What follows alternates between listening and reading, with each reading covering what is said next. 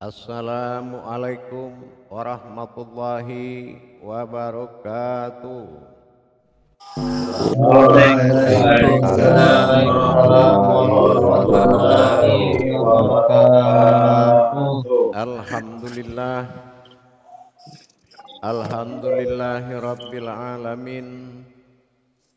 Assalatu wassalamu ala asrafil anbiya'i wal mursalin Sayyidina wa maulana Muhammadin. Ashhadu an la ilaha illallahul malikul haqqul mubin wa ashhadu anna Muhammadan abduhu wa rasuluhu wasyariqul wa'dal amin wa tahirin wal mujahidina amma ba'du ibadullah wa ittaqullah. Bersyukur kita kehadiran Allah dengan mengucapkan alhamdulillahi rabbil alamin di atas segala izin, ridho dan nikmat serta hidayah dan karomahnya, sehingga kita dapat menjalankan ibadah kepadanya, belajar bertolabul ilmi yang insya Allah akan menambah peningkatan iman dan takwa kita kepadanya. Bersalam kita tak akan terlupakan, marilah sama-sama kita sampaikan kepada junjungan kita Nabi Allah Nabiul Akhirul Zaman Rasulullah Muhammad sallallahu alaihi wasallam. Atasnya kalimahnya kita kalamkan bersama-sama dengan membacakan Allahumma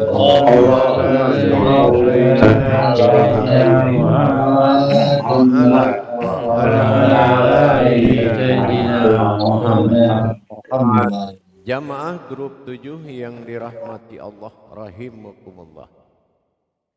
Insya Allah dalam perjalanan tajalli diri kepada Allah, wujud halal bagi Allah untuk bersifat kepadanya. Tidak ada lagi pencarian kajian terhadap ketuhanan, melainkan mendapatkan ketuhanan menuju wujudnya sendiri.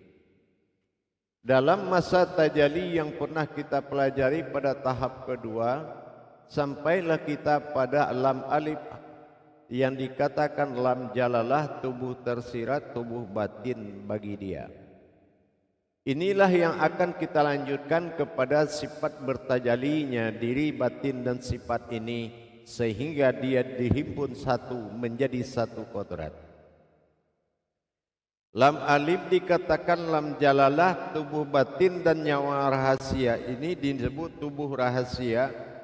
Ini akan disatukan lam alif dengan batin apa bertemu. Apabila dia bertemu dinamakan hayat. Hayat adalah suatu wujud yang hidup. Artinya dia kembali menjadi satu, yaitu hayat. Tiadalah alif, tiadalah lam jalalah lagi menjadikan satu hayat. Bagaimana cara dia menjadi satu hayat? Lenyap alif kepada titik, titik menggerakkan wujud batin, itu yang dinamakan dengan tajalli hayat. Tajalli hayat disebut dengan dal dan alif di. Ini. Dan tajalli batin disebut dengan nun dan alif, atau nun adalah batin, alif adalah nyata, itulah tubuh atau dikatakan na. Jadi kalau disatukan tajalli ini disebut dengan nadi. Nah, inilah gerakan kodrat rasa yang dikeluarkan oleh wujud tunggalnya tadi, titik mula awal jadi. Tenggelamlah alif kepada asal mula dia jadi, yaitu titik. Jantung adalah titik yang menggerakkan jantung. Titik adalah wujud yang menggerakkan jantung, disebut dengan kodrat hayat. Dan lam jalalah sebagai batin adalah wujud sir batin yang ditajalikan dalam bentuk zahir. Apa yang dibentukkan zahir disebutkan na. Nun adalah batin, alif kasroh a disebut zahir. Jadi batin yang zahir. Jadi inilah gerakan nadi yang membuat terjadinya sifat zahir pada dan sifat batin pada nyawa. Ini yang dikatakan lam alif. Artinya lam tu juga alif, alif juga alif. Nah, ini dikatakan dua kali alif. Apa dua kali alif? Alif yang jatuh kepada lam alif adalah aftar, sifat nyata. Alif yang jatuh kepada nyawa adalah ba'dal, yaitu sifat halus atau ghaib. Inilah dasarnya wa zahiru wa alal batin. Aku bersifat zahir dan aku juga yang bersifat batin. Nah, di sini terkumpul menjadi hayat, satu hayat. Nah, bagaimana dengan wujud nanti pada hayat yaitu disebut dengan kodrat dari insaniyah. Nah, itu disebut kepada insaniyah, insanu dan insani. Ini adalah hayat. Sementara diri batin yang wujud dari alif dengan lam disebut dengan hayyun. Sementara yang menggerakkan titik, yang menggerakkan jantung itu disebut qayyum, yang menghidupkan.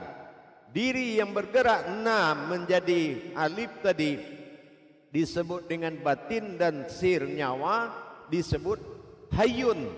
Sementara insaniyahnya, insanu dan insani disebut hayat. Jadi qayyum, hayyun, hayat.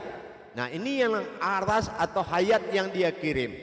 Nah, bagaimana cara pengiriman? Nanti di session kedua kita akan belajar bagaimana cara pengiriman. Tetapi dalam masa ini, sebelum kita belajar kepada cara pengiriman tajalinya antara wujud hayat kepada hayyun, dari hayyun kepada qayyum, ya, wujud titik yang berasal dari alif tadi lebur menjadi titik, titik disebut qayyum, dan batin yang mengitari atau jantung halus disebut hayyun yang akan menjadi diri dan alam yang menikmati hidup itu disebut insaniyah, insanu dan insani.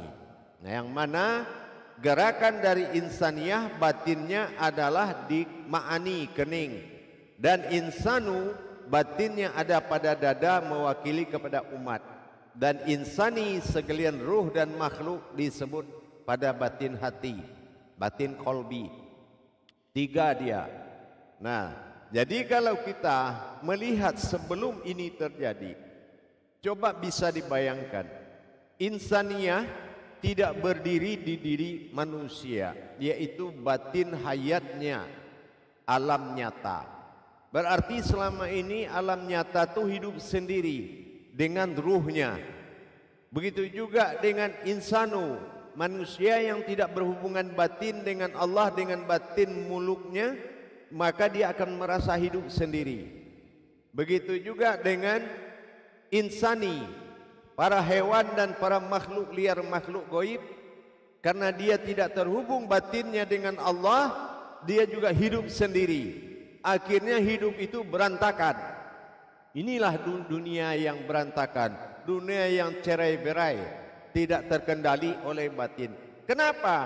Di dalam manusia itu tidak bertajalli menjadi batinnya Allah, menjadi hayatnya Allah. Akhirnya ibarat dalam satu masjid, jamaahnya banyak, imamnya enggak ada.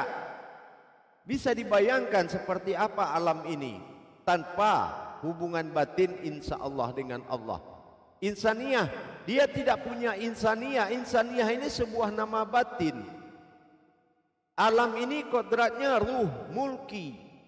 Nah, sementara insanu, manusia, rohaninya juga tidak berhubungan dengan Allah, disebut dengan muluk. Batin muluknya tidak jalan. Yang ketiga, insani, semua makhluk hayat yang hidup, dia malakutnya tidak ada, dia tidak terhubung dengan Allah karena tidak berhubungan hayat. Maka ini disebabkan oleh siapa? Disebabkan oleh manusia yang tidak menjalankan hayatnya Allah. Dia tidak mendirikan hayatnya Allah pada diri. Dia tidak menjadi hayyun, maka hayat tidak tersambung. Alam bertasbih gara-gara manusia tidak menjadi hayatnya Allah. Akhirnya alam tidak bertasbih, maka alam menjadi pamrih kemana-mana, berbuat sesuka hati. Inilah alam porak-poranda, alam yang rusak namanya. Ini diakibatkan tidak adanya hubungan batin dengan Allah. Yang menghubungkan alam insaniyah, insanu dan insani ini dengan Allah adalah hayatnya Allah.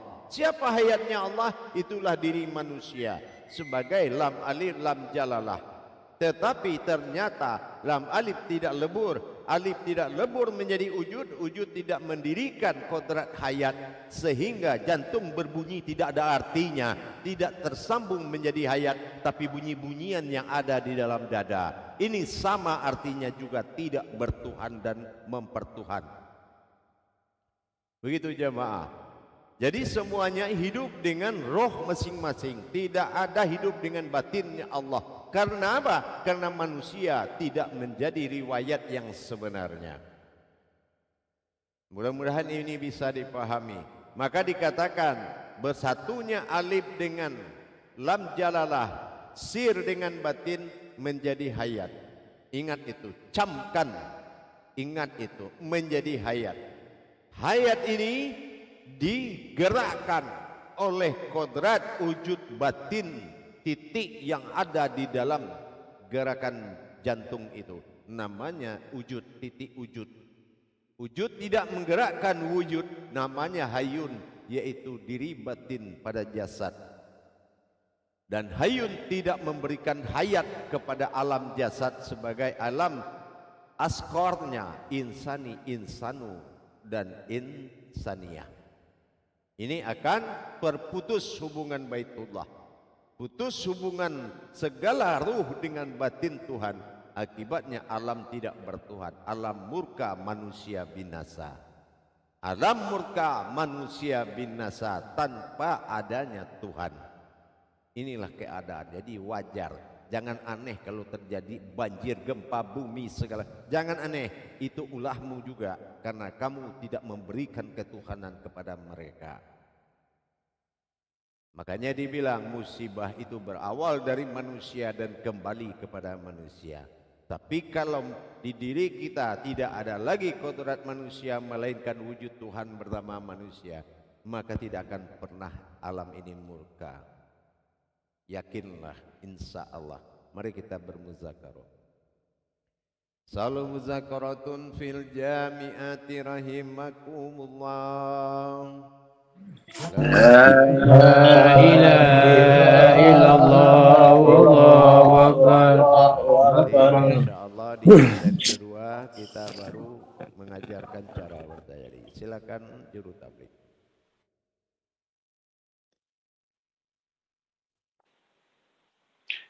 Alhamdulillahirabbil alamin. Bismillahirrahmanirrahim. Assalamualaikum warahmatullahi wabarakatuh. Waalaikumsalam warahmatullahi wabarakatuh. Dijawablah sama-sama. Macam mana ini? Alhamdulillah, alhamdulillah, di kesempatan yang mulia ini kita dapat hadir bersama. Tiada lain untuk menambah wawasan dan ilmu yang bersama guru mursyid kita. Alhamdulillah, mudah-mudahan kita semua sebagai jamaah jadi berkah. Dan selanjutnya dan sebelumnya saya mau menyapa dulu Buya. Assalamualaikum warahmatullahi wabarakatuh Buya. Waalaikumsalam warahmatullahi wabarakatuh. Alhamdulillah, mudah-mudahan Buya sekeluarga selalu sehat. Amin. Walafiat, tidak ada kekurangan suatu apapun. Amin. Sehingga Buya selalu bersama kami dan membimbing kami dalam menuntut ilmu tauhid ini. Mudah-mudahan jadi berkah dan manfaat bagi jamaah khususnya grup 7 ini. Insya Allah. Juga saya salam sama Pak Imam. Assalamualaikum Pak Imam. Waalaikumsalam warahmatullahi wabarakatuh. Alhamdulillah dengan dipimpin dengan Pak Imam Hafizuddin grup 7 ini, alhamdulillah jadi hidup. Alhamdulillah, mudah-mudahan berkah semuanya. Juga para jamaah mudah-mudahan mendapat keberkahan, kesehatan, kelancaran dan sebagainya. Baik, kita kembali ke Mujakaroh. Jadi siapa yang mau bertanya silakan pijit gambar tangannya dan buka videonya. Alhamdulillah Pak Imam mau bertanya. Silakan Pak Imam. Silakan. Baik, terima kasih Pak Endang Guru Tabligh. Assalamualaikum warahmatullahi wabarakatuh ya. Waalaikumsalam warahmatullahi wabarakatuh. Semoga Buya sentiasa sehat selalu ya. Insya Allah. Alhamdulillahirrabbilalamin. Subhanallah. Buya luar biasa kajian kali ini. Insya Allah. Izin bertanya Buya. Jadi di sini kesimpulannya yang hayat ini memperkenalkan dirinya kepada memperkenalkan Tuhan kepada insan-insan ini Buya. Gitu kan maksudnya? Ya. Menghidupkan insan-insan karena hayat ini terbuat dari hayatnya Tuhan. Ya, terbuat dari hayatnya Tuhan. Jadi uluhiyah hayat dinamakan ma'ul hayat, induk daripada hidup. Jadi kalau tidak ada hubungan batin antara alam dengan Tuhan, gara-gara manusia tidak mentajalikan, maka terjadi kemurkaan alam. Kenapa? Apa tugas manusia dijadikan? Untuk apa dia diturunkan ke muka bumi ini? Untuk apa? Apa gunanya? Tidak ada gunanya kalau cuma untuk makan, minum, tidur. Tidak ada gunanya. Tapi kalau tahu sebetulnya gunanya bagi Tuhan adalah menjadi hayatnya sekalian alam. Bukan pembunuh alam. Bukan mengkafirkan alam. Akhirnya semua kafir. Ruh air, ruh angin, ruh tanah, semua kafir. Kenapa? Karena manusia tidak menjadi hayatnya Tuhan. Bagaimana bisa ruh mereka beribadah kepada Allah? Bukankah Allah mengatakan pada Al-Quran, alam itu bertasbih kepadamu. Karena kamu tidak menjadi hayatnya Allah, malah menjadi makhluknya, insaniyah. Akhirnya, antara kamu dengan makhluknya, makhluk insaniyah menjadi ke makhluknya kamu. Akhirnya kita teraniaya dalam alam ini. Kenapa? Karena telah mengkafirkan mereka dari bertuhan. Inilah hayat. Jadi kita turun sesuai dengan apa yang dikatakan Allah pada surat Al-An'am ayat 165. Jelas sudah bahwa kita adalah Dia yang diutus untuk berkuasa dan menguasai dan diberikan bekal derajat. Apa kurangnya? Fabayya bayrabbikum tukadziba. Nikmat mana lagi yang kamu dustakan? Sudah diberi derajat Tuhan, sudah diberikan hak untuk berkuasa dan menguasai. Tapi kenapa kita menjadi sebaliknya? Hidup dalam alam dikuasai, takut terbakar oleh api, takut dihanyutkan oleh air, takut ditimbun tanah dalam kuburan. Tidak ada lagi yang bisa kita banggakan selain kita kembali menjadi diri fitrah yang sebenarnya. Siapa diri fitrah kita yang sebenarnya? Itulah wujud daripada Allah itu sendiri. Diri sir, diri batin. Sir adalah kodratnya, batin adalah maujudnya. Ini yang dikatakan nadi. Na adalah wujud zat batin Allah yang terlihat. Nun alif. Sementara alif bertajali dengan hayatnya. Dia berikan hayatnya. Hayatnya bernama na. Na itu adalah keakuan diri halusnya kita. Jadi disebut dengan nadi, yaitu telah kujadikan perjalankan hayatku, yaitu kepada keakuanku sendiri. Ternyata itu tak berhasil kita. Karena selama ini dia hidup alam itu semaunya alam, kita hidup semaunya kita. Disinilah celaka terjadi. Disinilah timbulnya merusak dan dirusak. Paham?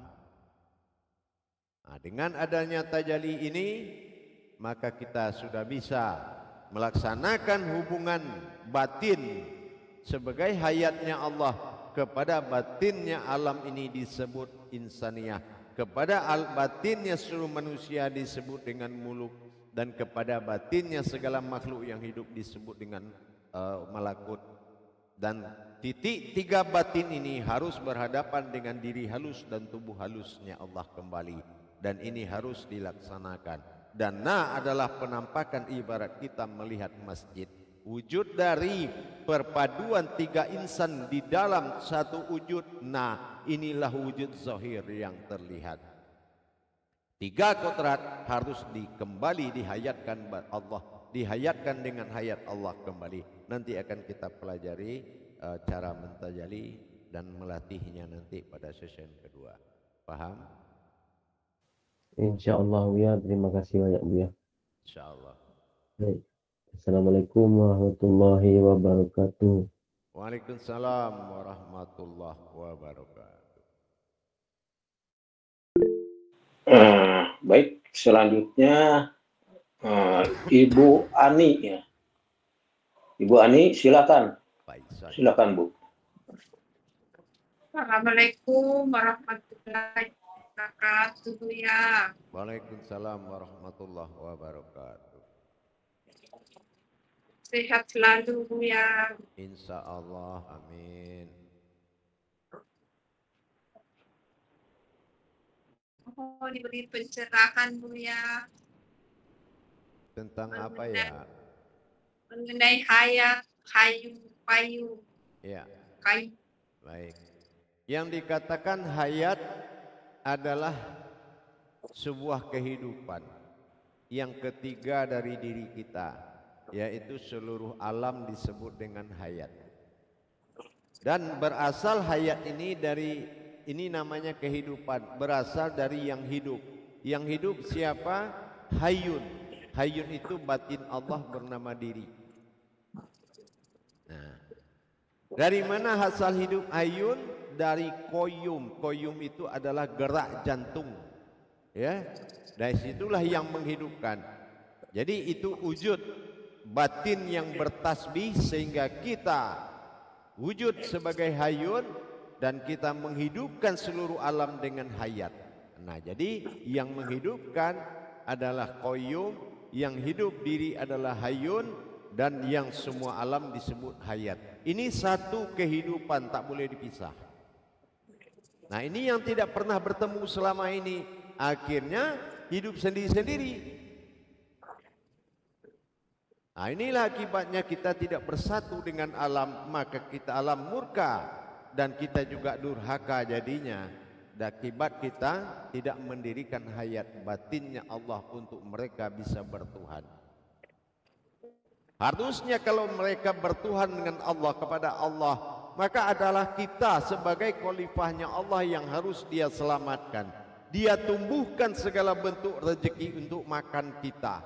Tetapi karena kita memutuskan hubungan batinnya kepada Allah, maka dia menyembunyikan segala yang harusnya untuk kita. Paham?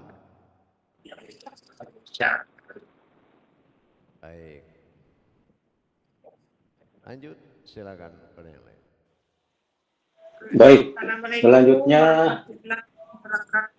Waalaikumsalam. Waalaikumsalam.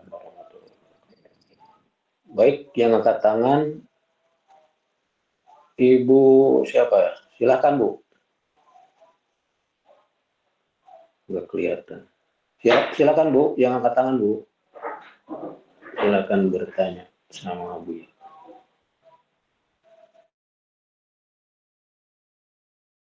Ibu Nurzana, Ibu Andung. Silakan Bu Nurjana, silakan. Suaranya tidak ada, Bu. Pencet Buka suaranya, Bu. Suaranya. Ya, lanjut dulu. Audionya dipijit, Bu. Lanjut yang lain dulu. Coba yang lain, Di YouTube. yang lain dulu coba. Ini lagi di YouTube. Lanjut cepat.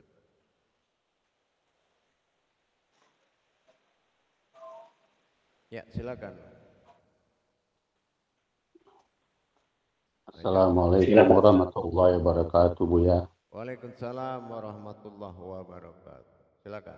Semoga Buya dan keluarga selalu sehat-sehat. Amin, walafiat. insyaallah. Amin, insyaallah. Jadi, Buya, Lanjut. inna lam jalallah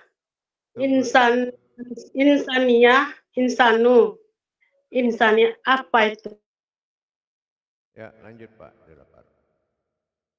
ya, terima kasih Buya. Sebentar Bu Aminah, Pak Japar dulu yang bertanya ya. Paduan Ibu sir dan Aminah. batin memberikan hayat. Hayat berkejal kepada 3 insan, ya Buya. Ya. Nah, inilah yang problem sehingga alam insania sendiri, alam insani juga sendiri dan alam insani juga sendiri. Betul. Karena tidak ada manusia yang bertajalli untuk mencapai 3 alam tadi. Iya, betul. Nah, alam insanu yang menjadi sasaran yaitu alam muluk, di mana Allah memberikan batinnya untuk satu kodratri yang namanya manusia. Dan inilah menjadi titik sentuhan seorang manusia memiliki diri batin Allah. Apakah ini benar, Buya? Dan benar sekali. Dan kalau seseorang yang telah memiliki batin Allah dalam dirinya menjadi kodrat manusia, maka dialah menjadi pengimbang dalam alam semesta ini. Dia mengimbangi alam insania dan alam insani. Dan ini adalah perwakilan Allah di muka bumi. Seperti itu Buya mau menjelaskan. Iya, dinamakan dengan keakuan yang bersifat ketuhanan. Ya, diperintahkan sebagai sifat Allah yang melaksanakan tugas Tuhan menjalankan ketuhanannya. Karena yang ingin menjadi Tuhan adalah aku. Aku ingin menjadi Tuhan, maka ku jadikanlah umat. Umat bagi Tuhan adalah sifatnya sendiri. Itulah yang dikatakan wal insanahu, artinya telah kudirikan manusia itu alam yang berada di antara 2 alam. Yaitu alam manusia. Manusia itu adalah alam. Nah inilah, jadi kalau tidak manusia itu menjadi alam Allah tempat membuat hayat, tidak memberikan, maka manusia ini telah memutuskan hubungan alam dengan Tuhan. Itu. Makanya khalifah. Jadi nggak bisa kita berpikir alam itu alam mati, alam tidak hidup. Salah. Allah tidak pernah menciptakan yang mati. Jadi betul seperti itu, insya Allah. Ya, berarti Buya, alam ini harus banyak dihuni oleh khalifah. Para khalifah, para manusia yang bertajalli dengan proses yang tadi itu Buya. Iya, kalau itu tidak ada, maka alam ini bisa runtuh, bisa carut marut. Seperti itu Buya. Iya, betul sekali. Ya laksana kita dalam masjid, begini gitu. Kalau tidak ada imamnya, jamaahnya kucar kacir. Gitu. Sama pada alam ini. Ruh-ruh itu semua kocar kacir karena tidak ada batin Allah tempat asal mula dia jadi. Kemana dia harus bertasbih? Dia kan dikatakan oleh Allah alam itu bertasbih. Itu, insya Allah. Ya. Ya. Terima kasih penjelasannya Buya, insya Allah. Insya Allah. Alhamdulillah wa syukurillah Buya. Amin, insya Allah. Assalamualaikum warahmatullahi wabarakatuh. Waalaikumsalam warahmatullahi wabarakatuh. Assalamualaikum warahmatullahi wabarakatuh. Baik, alhamdulillah Pak Japar sudah memberi pertanyaan yang mudah ya. Terus selanjutnya Ibu Aminah ya. Silakan Bu. Silakan. Ibu yang tadi silakan. Coba perlihatkan wajahnya Bu. Wajahnya perlihatkan. Buka audionya Bu, buka audionya. Baik, jamaah. Izin. Saya kembali 10 menit lagi. Assalamualaikum warahmatullahi wabarakatuh. Waalaikumsalam. Waalaikumsalam warahmatullahi wabarakatuh. Oke, kilang.